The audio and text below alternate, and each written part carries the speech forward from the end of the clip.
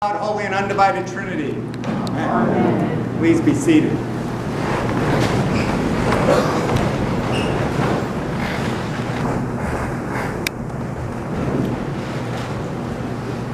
Well, welcome to our training session here.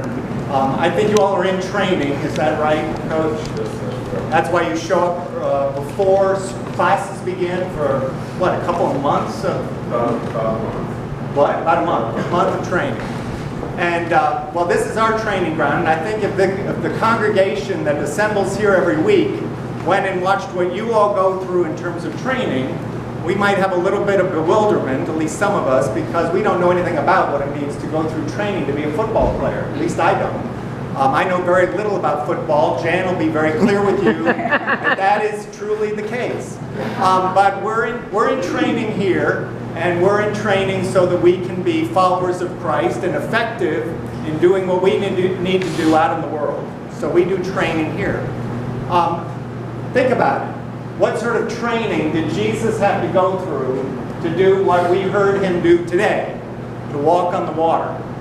I don't think anything that you're going through, or even anything we're going through here, is going to equip us at a moment of need to just step out and walk on water. Is that part of your training program, Coach? I don't think so. But hopefully the training that you're going through is going to have you ready to do something on the field that's really remarkable.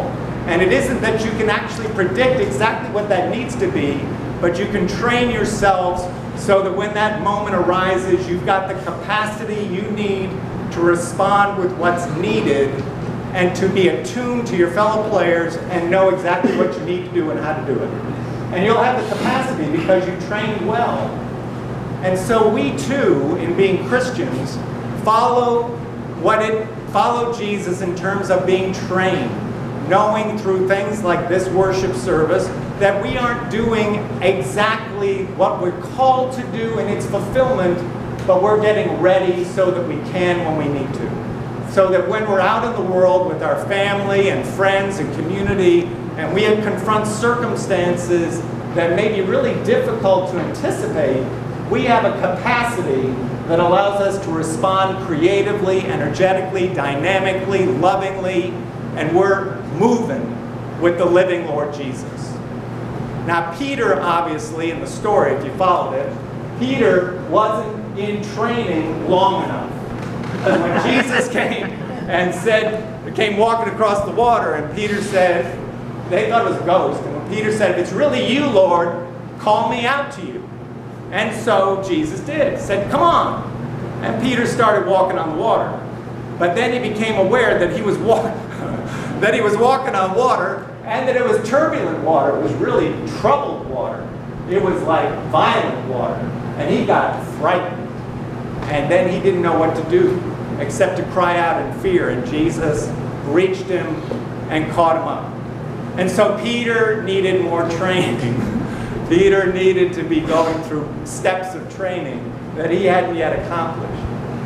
Now, we really don't know Jesus being born of a mother, going through infancy and childhood. There's a big gap in terms of what his training was. And I don't think he had a Coach Fleming in his life. He probably had a multitude of Coach Flemings.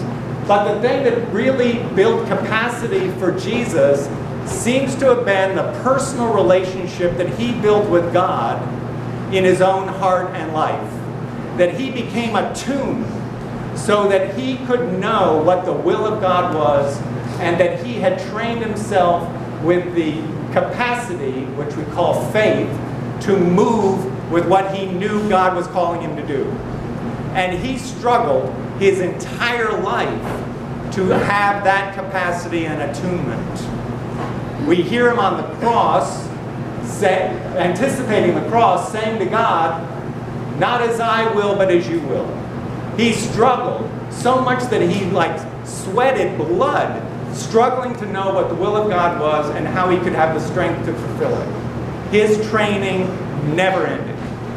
Our training as Christians goes on day after day after day, and with the prayerful hope that we have the capacity we need when we need it to run the play that God is asking us to run, to do the things that God is asking us to do, to pick up what one of the writers calls the cross that we've been given, to do what we really are afraid to do, don't want to do, but we really know in our heart of hearts God is asking us to do.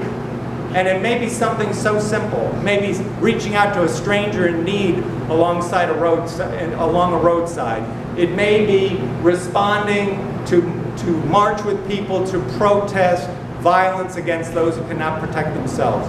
There may be all sorts of calls awaiting you and me in terms of how our life unfolds, but if we're not in training, we're not going to have the capacity to answer that call. We're going to be like Peter, where we'll step out and we'll be lost. We'll be looking for some sort of rescue. So doing what we're doing this Sunday is part of our training. There are many different aspects to the training. Reading the Bible, having an active prayer life, being nurtured by other people of faith, having relationships, one-on-one relationships with people who can talk with you about what it means to be a follower of God. All of that helps build capacity so that when the moment comes where you need it, it's there for you. Where the relationship in your heart of hearts is formed and you know what to do in a moment that you prepared for but you could never have anticipated.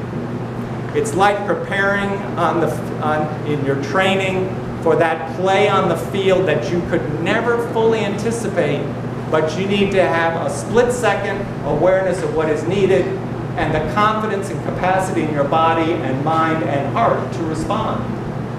That's what we're trying to do here, is to be good followers of Jesus Christ so that we can have the capacity we need to meet the needs of the world as they arise in our lives.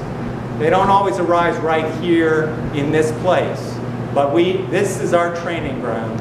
So when they do arise, we have the capacity we need to meet them. We're really glad everyone is here this morning. Whether you were here last Sunday or not, it's really great to have you here. And we hope that you'll be nurtured here in understanding a little bit more about what it means to live the life of God and to be loved by the Lord Jesus, who in fact does love each and every one of you here perfectly and is desirous of holding you close to his heart and life. Amen. Amen.